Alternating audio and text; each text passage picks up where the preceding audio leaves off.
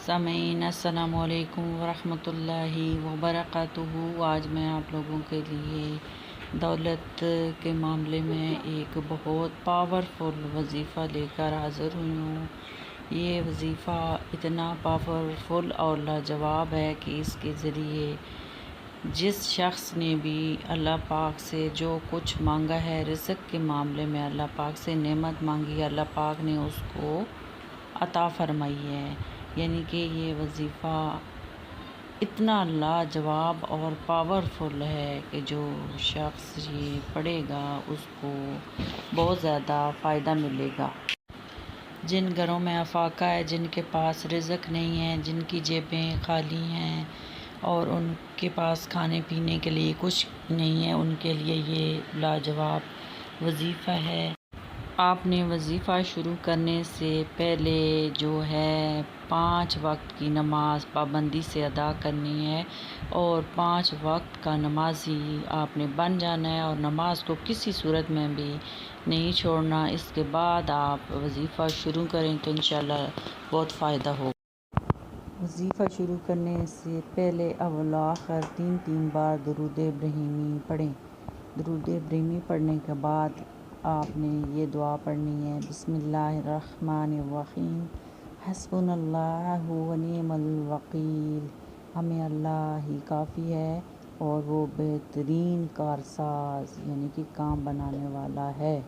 جس کسی کو بھی یہ وظیفہ بتلایا گیا اور جس کسی نے بھی اس آیت کے ذریعے سے اللہ پاک سے رزق مانگا، اللہ پاک نے اس کی دعا کو فوراً قبول فرمایا اور اس کی مدد کی، اور جس نے اللہ پاک سے مانگا تو اللہ پاک اس کے لیے کافی ہو گئے اور اس کی ہر مراد یعنی کہ رزق کے معاملے میں بھی اور دوسرے معاملات میں بھی اس کی مدد فرمائی اور اس کی ہر مراد کو بر کیا، اور اس کی ہر دعا کو اللہ پاک نے اپنی بارگاہ عزت میں قبول فرمایا۔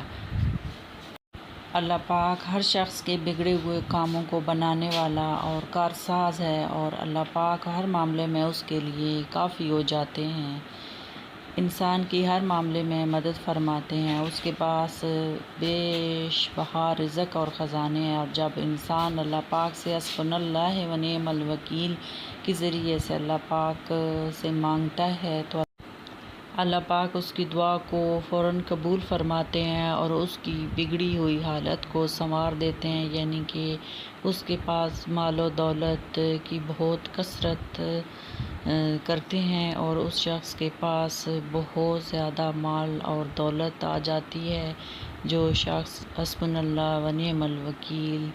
پڑھتا ہے اور اللہ پاک پر بھروسہ کرتا ہے اور اللہ پاک سے مدد مانگتا ہے تو اللہ پاک اس کی دعاؤں کو قبول فرمانے والے ہیں۔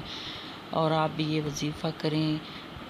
اول آخر 3 بار درود ابراہیم پڑھنا ہے، اس کے بعد ایک تسبیح حسبنا اللہ ونعم الوکیل کی پڑھیں اور معمول بنا